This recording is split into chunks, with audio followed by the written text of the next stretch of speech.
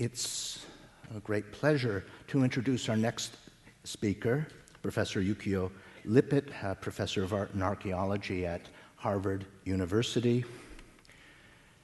Yukio Lippit has published widely. He has worked on Ito Jakuchu most recently this spring and published a magnificent catalogue of that exhibition. I think many people went down to Washington to see it at the National Gallery, The Colorful Realm, Japanese bird and flower painting by Ito Jakuchu, and his forthcoming book, Painting of the Realm, the Kano House of Painters in 17th century Japan, is a major contribution to scholarship on the important Kano school of painters. The reason I invited Kyo to come give a presentation here is I read his article in the Harvard journal Res entitled Tawara ya Sotatsu and the Watery Poetics of Japanese Ink Painting. And it reminded me that when we have a Rinpa exhibition, that we can't just focus on the bold coloration of the paintings, but also focus on the very talented ink painting techniques at work. Join me in welcoming Professor Yukio Lippit.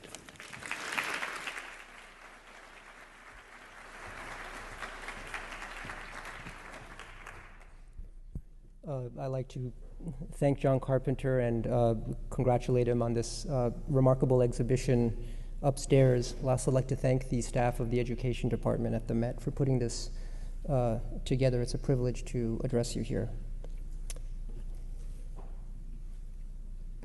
The subject of this lecture, Rinpa and ink painting, might strike some as an anomalous pairing. Anomalous because the Rinpa lineage of loosely affiliated artists of Japan's Edo period, again featured in the current exhibition at the Met, is more commonly associated with the traits embodied in the work by the Kyoto painter Ogata Korin, the famous irises screen that you see here. That is to say, habits of abstract design and abbreviated composition on metallic surfaces with mineral pigments, which constituted a paradigm of sumptuous decorative surface that could serve equally well a wide array of painted and crafted objects. This profile comes across in some sense as diametrically opposed to the artistry we commonly associate with ink painting, which relies primarily on brush-driven effects in sumi ink to generate pictorial compositions, such as in literati painting, which as you see here. But in fact, as I hope to demonstrate in my brief time at the podium today, ink painting is crucial to understanding some of the defining representational traits of the artistry of the Rinpa lineage. The myriad effects of water-based sumi ink were incorporated into and even showcased in the primary modes of picture-making associated with Rinpa and played no small role in their remarkable appeal. These effects are best witnessed in what is perhaps the signature technique of Rinpa painting, the pooling and staining effects designated by the Japanese term tarashikomi. Tarashikomi literally means dripped in, and because it is so ubiquitous in the literature on Rinpa and because it just rolls off the tongue, I'll continue to use the term here. The technique it designates involves the initial application of a layer of pigment, usually monochrome ink, on heavily sized paper or silk, which is followed by the measured introduction of a second layer of either ink or colorant, which bleeds into the bleeds outward to form an amorphous mark. The visual appeal of this method lies in the varied and organic surface effects that result from the fusion of these two different layers of paint. And a classic example of tarashikomi can be witnessed in the work you see here, Sakai Hoitsu's Cherry Tree and Thrush in the Hosomi Art Museum. And I should say Hoitsu was active in the late 18th and early 19th century and is currently featured in an exhibition at the Japan Society curated by Matthew McKelway. In this work, the surface of the tree trunk is complicated by the timely introduction of malachite green into this pre-applied layer of lightly graded ink, exploiting the qualities inherent in the water solubility of ink to produce these localized painterly accidents. And I just say, here's the green that's introduced, and this yellow is not a separate pigment, but the result of a kind of chemical reaction between the malachite green, the silk, and the ink known in Japanese as rokushoyake, or malachite burn. The interaction between pigments is, at least to some degree, beyond the control of the painter, and the emulsive patterns that ensue add immeasurably to the visual interest of the work you see here. In the hands of skilled practitioners, localized ink staining could be simultaneously abstract and representational, as you see here, in which the green kind of evokes some sense of the mossy patterns on the trunk. Now, in what follows, I'd like to consider in a somewhat more sustained manner the origins of this technique, tarashikomi, as well as the kinds of pictorial meanings it may have engendered in its earliest usage. So when did these methods of pooling and staining ink emerge? Well, the origins of tarashikomi are usually located in the work of the painter Tawaraya Sotatsu, featured upstairs, was active between 1600 and 1640. The head of the Tawaraya fan shop and painting atelier in Kyoto, Sotatsu was an artist with a large constituency among the aristocracy and mercantile elite. And this is a canonical painter, someone who's been studied extensively by scholars such as Kobayashi Tadashi and Tamamushi Satoko, who are actually in the audience with us today. Because Korin, a distant relative of Sotatsu, based much of his own artistry on that of his predecessor, Sotatsu would later be hailed as the founder of the Rinpa school, although, of course, to refer to Rinpa school at this time, the early 17th century, would be anachronistic. Now, there are many works by Sotatsu that I would like to show you today, but I'll limit myself to those of direct relevance to our subject, a group of monochrome ink paintings from Sotatsu's hand featuring the method, these pooling methods in their initial phases. And the most famous among these is Lotus and Waterfowl in the Kyoto National Museum. As its title suggests, the painting depicts two waterfowl swimming amidst lotus flowers in varying degrees of bloom and decay, and you can see these kind of subtle spongiform effects resulting from the intermingling of sequential layers of ink wash, and you can see it discerned on the lotus leaves in the area around the flowers with this planar use of ink. Lotus and Waterfowl really showcases its author's keen awareness of the liquid or liquescent potential of ink itself. Over the past half-century, there's been considerable speculation concerning the precedents to such a striking technique, which has settled into two main hypotheses.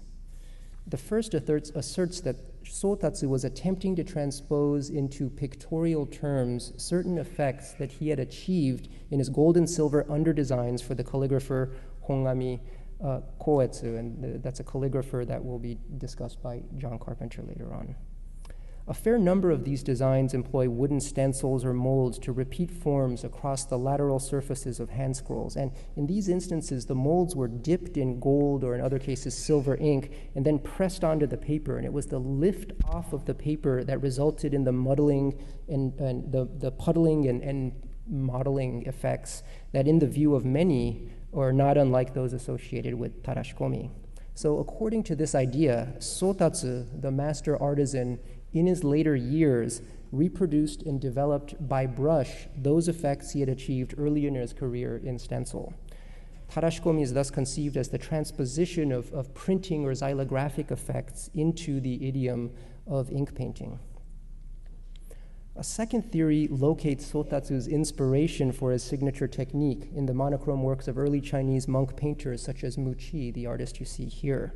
Such works were brought back back by Japanese Zen pilgrim monks to the archipelago during the medieval period. And they formed the basis of the Japanese ink painting tradition. This is a very famous work by Muqi in Daitokuji, the middle central scroll of a triptych, and you see the kind of really remarkable use of ink in the background for these atmospheric effects. It's believed that tarashikomi emerged from this kind of usage of ink.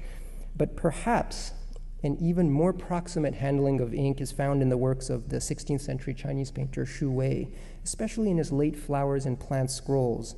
These works demonstrate that what one contemporary referred to as the muddy use of ink, that manipulated gradation through sequential wet-on-wet application. But because there is little evidence to suggest an awareness of Xu Wei's ink work or anything similar in Sotatsu's milieu, the questions of models and inspiration still to this day remains an open one. Now, until now, the question of how Sotatsu arrived at this form of picture making has taken precedence over the question of why he did so. And it's in this regard that I'd like to refer to a pair of hanging scrolls by Sotatsu that you see here depicting two bulls in the collection of Chomyoji, a monastery in Kyoto. This work can be understood as a kind of locus classicus of tarashikomi technique, not only because of its ink work, but because of the way this ink work facilitates insights into the subject matter, these bowls, and provides an occasion to explore the kind of painterly agendas to which this pooling or staining tarashikomi was initially put, the context for the motivated technical experimentation that ultimately resulted in Sotatsu's now famous staining technique.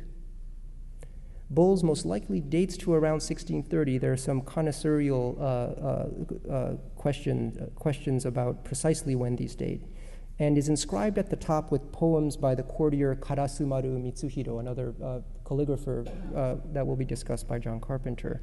We'll get to these poems momentarily, but its tarashikomi is what I like to focus on here because it's unusually sophisticated. This is the body of the kneeling bull of the right scroll, which is depicted in the lightest possible gradation of ink. And you can see the bottom half here is so faint, it appears that the animal kind of vanishes into the paper itself. As opposed to later tarashikomi practice, the first and second layers of ink appear to have been of roughly the same degree of saturation, and the standing bowl of the left scroll, on the other hand, is somewhat darker and more varied in its kind of the tonescape of the body here. The scalloped edges of the ink ridges here suggest a highly deliberate manner in which the painter's brush introduced the second load of pigment into the first layer, almost as if taking a kind of fingerprint, which results in this tie-dye-like effect. In both scrolls, the watery residues are enhanced by extremely pale contour lines that you see here that both articulate but also kind of subvert the mass of the bowls at the same time. The tarashikomi patterns complement this ambiguity by suggesting the musculature of the bowls' bodies in the vaguest possible manner. And it's important to emphasize here how novel this technique is for this particular subject. By way of contrast, earlier medieval ink painters conveyed the corporeality of bowls through the meticulous representation of fur, each hair being depicted by one thin brushstroke, rendering the hair legible while darkening or shifting direction to indicate the swells and recessions of the volume underneath. Although the watery surfaces of Sotatsu's animals are similarly somehow suggestive of volume, they also promote the contradictory outcome of dematerializing their subjects. So the facture, the technique here is put to cross purposes and ultimately highlight the insubstantiality of these bowls as representations. It is as if tarashikomi here serves to posit a subject of pictorial representation only to set in motion its own dissolution, we might even say its own liquidation. This visual quality seems particularly important when considering the meaning of oxen in Japanese and East Asian culture. A full discussion of this subject would keep you here all afternoon, and suffice it to say here that in Buddhist and especially Zen Buddhist discourse, the ox could serve as a symbol of enslavement to the mundane world, especially in its domestic quality, this idea of a beast of burden, and as a metaphor for the search for the Buddha nature within oneself. In this latter instance, tending to the ox was likened to the monk's cultivation of his Buddha nature and path to enlightenment. The figure of the ox herd would thus become central to allegories of awakening, such as the 10 ox herding stages. The inscriptions by Mitsuhiro on bowls clearly indicate his awareness of this Zen claim on the bowl metaphor, borne out by the fact that both poems revolve around the concepts of attachment to the mundane world and emancipation. And I just show the translation here of, on the right, the 31-syllable waka verse inscribed over the kneeling, squatting bull, which reads, "Think of your station. The world is full of sorrows, like a bull untethered. Be then at ease." The bull in this instance is clearly a zoomorphic expression of tetheredness or lack thereof. Its floating, unattached form here indicates a state of grace that comes with this understanding and acceptance of the circumstances of the world.